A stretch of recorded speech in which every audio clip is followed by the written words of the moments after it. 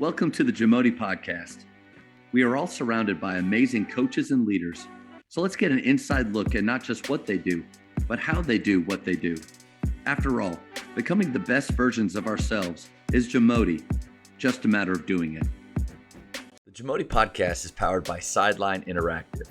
Sideline Interactive is the leading manufacturer for high-quality, innovative scoring tables and LED video display boards that help coaches and schools bring more excitement to fans, create huge fundraising opportunities, and make their jobs easier. Visit sidelineinteractive.com to check out their amazing products. Coach, well done. It's almost as if you have the questions right in front of you, and you're just flowing us right through this thing. Like that was perfect, because what's next is standards and pillars of your program. So I'd love to kind of hear from you the way that what you held your players accountable to, or what were the expectations to those standards? Well, just respect for the game and the opponent. And I think we've lost that in some ways, but I still think that's really important, to respect the game, to respect the opponent.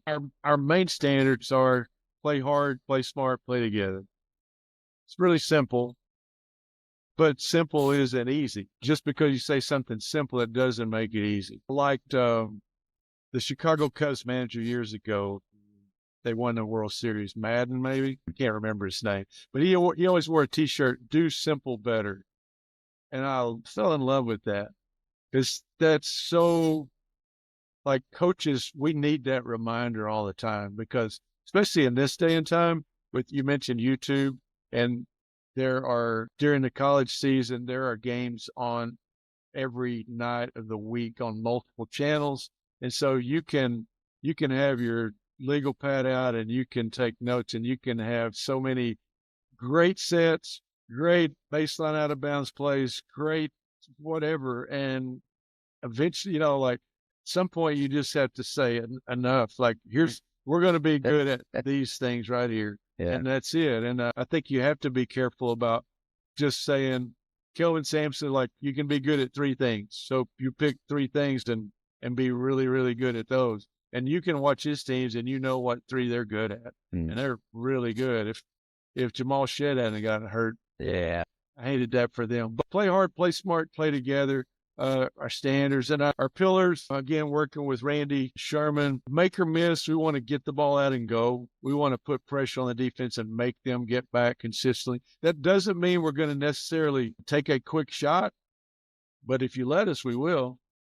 And then from that, if we get stopped, we don't get a layup or a quick shot that we want by the shooters that we want, then we want to flow seamlessly into our half-court offense and not reset, but just be able to flow right into it, so that it's harder for them to be, them as a defense to get set. And then on the other side of the ball, we want to use defenses to disrupt the offense, to either create turnovers or create or force contested shots over us. And like Pete Newell said, to get more shots, get better shots than your opponent, and get more of them. And that simplifies things a whole lot.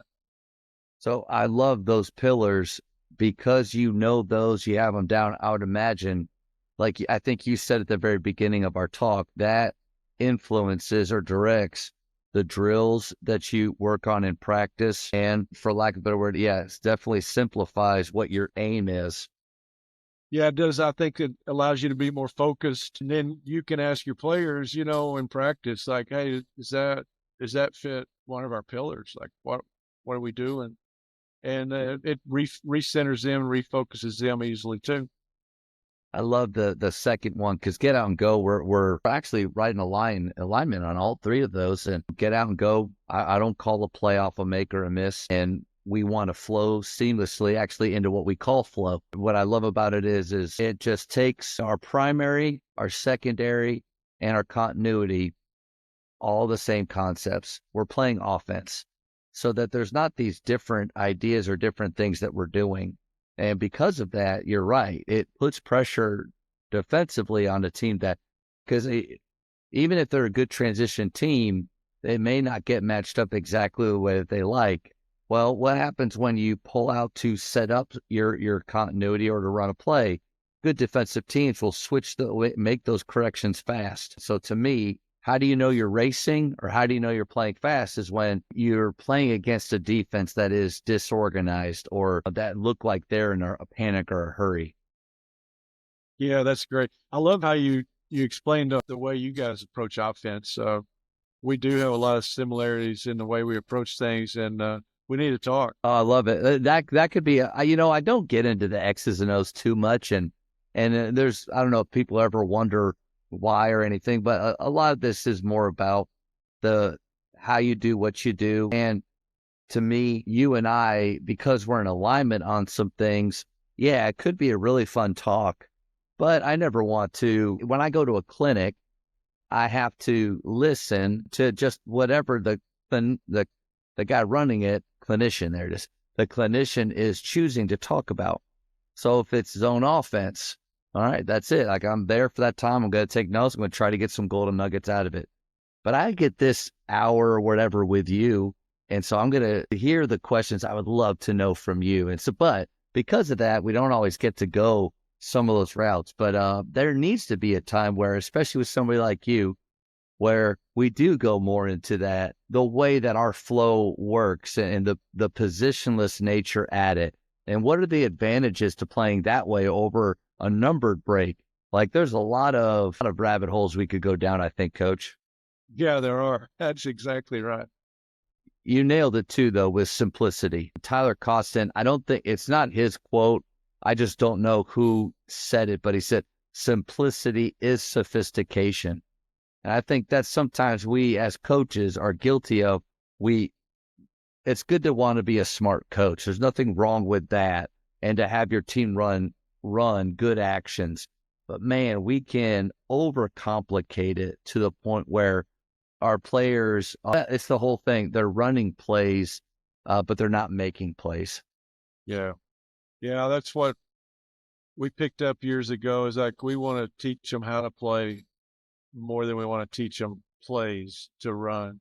And we think that way that you have a chance daily to get better, because if you use that approach throughout the season, then by, end of February, March, when you want to be really good, you're making plays because it's something that's become second nature to you.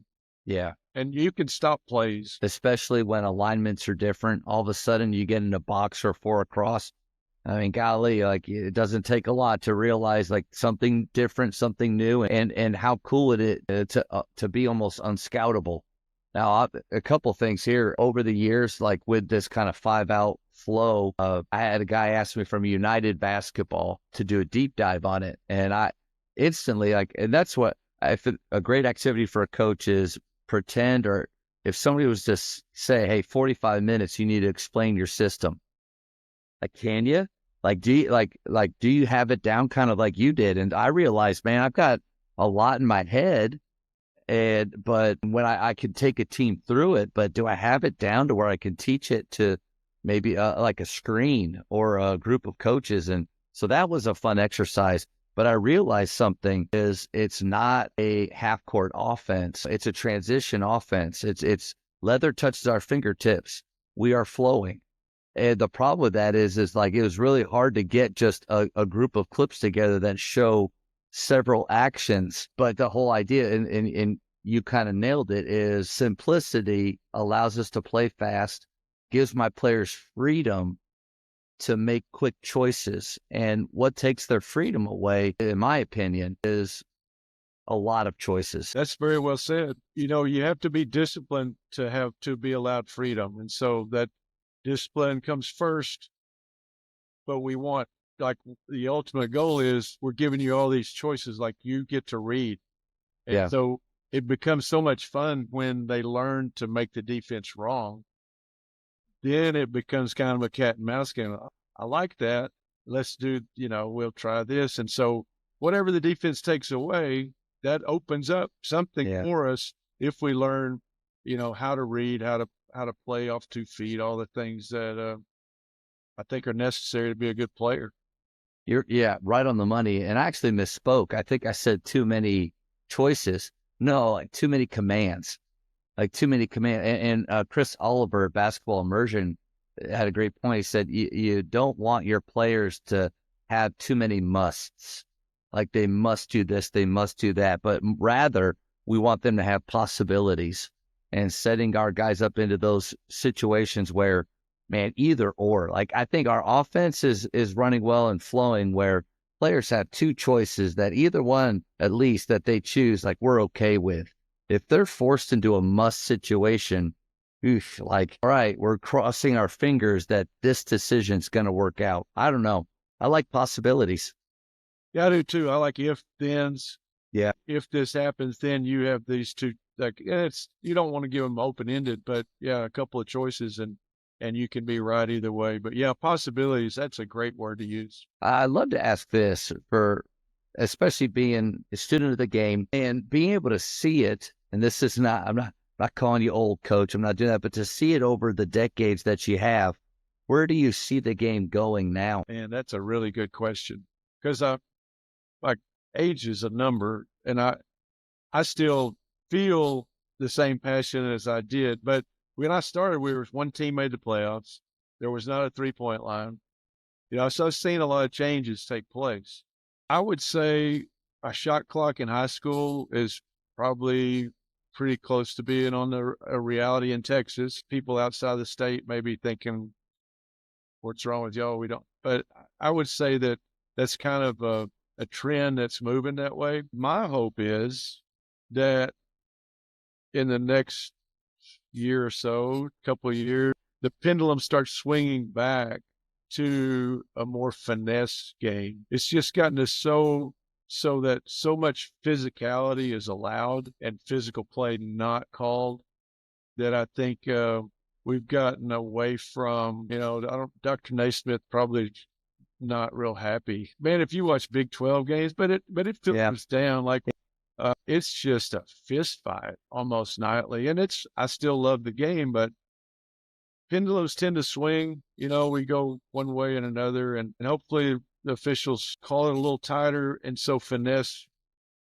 plays a bigger factor once again.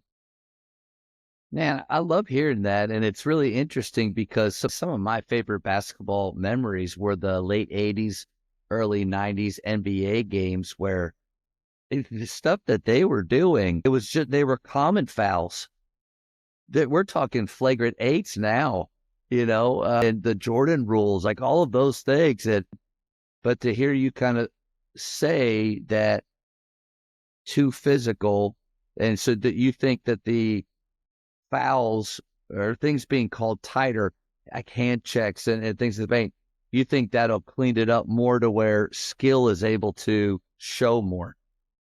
I think it can, yeah, if we allow it to. I don't know. Sometimes things are hard to take back, but I'm still a believer that in a lot of things, the pendulum swings to physicality, and then it'll come back, and we'll make some real changes, and they'll make hands stay off and allow skill and finesse execution to trump just beating up a team. Yeah. But that's funny you say that, because I watch those videos all the time of Larry Bird driving and Bill Laimbeer just clothesline them, and they're just squaring off and going at it. So yeah, it was that was a time. Yeah, that's what the question of, like, how would Jordan do today in the NBA? He would crush it. Oh yeah. I mean, he would shoot so many free throws, and his physicality, would just be so hard for guys to stop.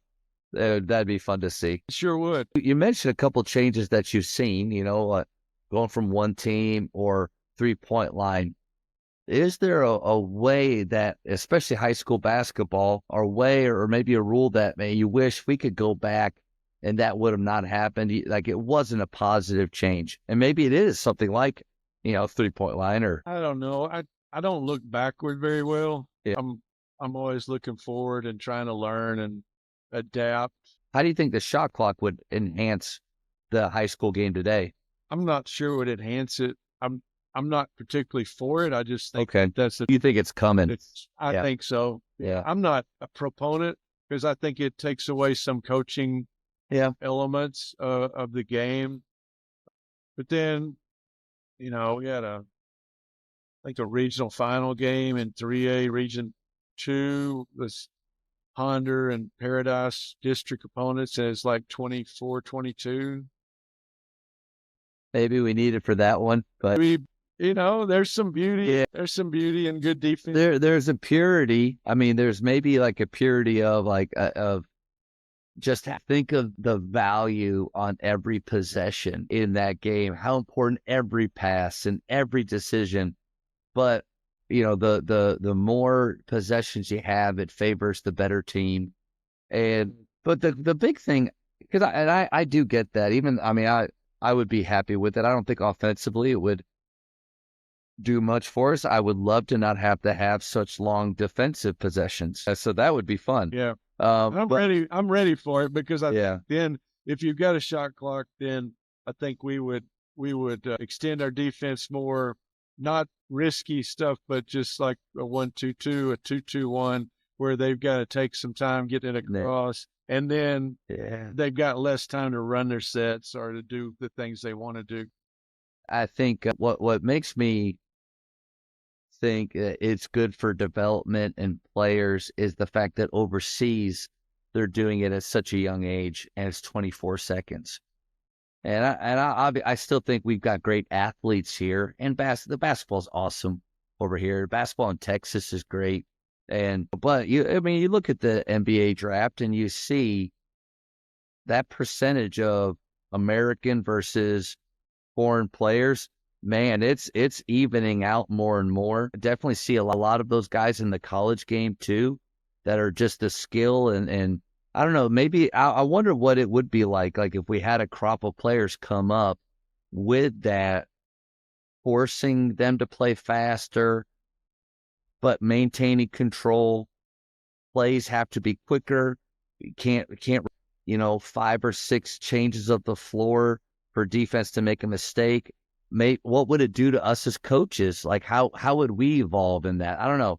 There's a lot of things I'm interested to see in it, I guess. Well, it's a great point in the European, and Jokic and Luka, and my goodness. But this is an interesting story, and maybe too long to tell. But no, you're good. Max Lefebvre was with Chris Beard at Angelo. He was a GA. Came from France, and Max followed him to Little Rock. He followed him to UNLV for a couple of weeks or whatever it was. And then he was with him at Tech. And Chris's first year back at Tech, Max and I and one or two others were the only ones that worked the camp. It was going to be a small camp, didn't need a lot. So I got to talk to Max quite a bit. Max is now an assistant coach with the Timberwolves. So I was asking Max, how are y'all so fundamental? And he's like, Americans ask that all the time, but they really don't want to know, because in Europe, in France particularly, they use a smaller ball as they're younger, and they don't ever shoot at a 10-foot goal till they're pretty old, and they don't use a regular size men's ball until they're older, and so they start with a lower goal and a smaller ball, and they work and they work and they work, and then as they age, in another couple of years, they'll get a one size larger ball, and maybe the goal goes up 1 foot. And so I don't, as Americans, we're not that patient. Because I tell people that story, and they're like, well, we don't have time for that. Yeah, but you want to be that good, I'm sure. It's an interesting tale. Yeah, I'm sure I've seen Brian McCormick. He's the guy that wrote the book Fake Fundamentals and the 180 shooter. And he's also one of those guys on Twitter that whatever, let's just say you put out a tweet that has your opinion, he's going to come around and just bring the other side of it. He's like that guy, but he does say a lot of things that make me think. And it's kind of that question of, well, man, we want our players to be more skilled. And then he comes back with, but we're not going to practice ever. We're just going to play a lot of games. He'll bring that. So I would imagine that'd be because he's worked overseas, and that's kind of where he does most of his coaching. that he's seen kind of what you're talking about. Thank you for checking out today's episode. Please take a moment to subscribe to this podcast, share it with your fellow coaches, and find us on social media for what's coming up next on the JAMODI Podcast. It's just a matter of doing it.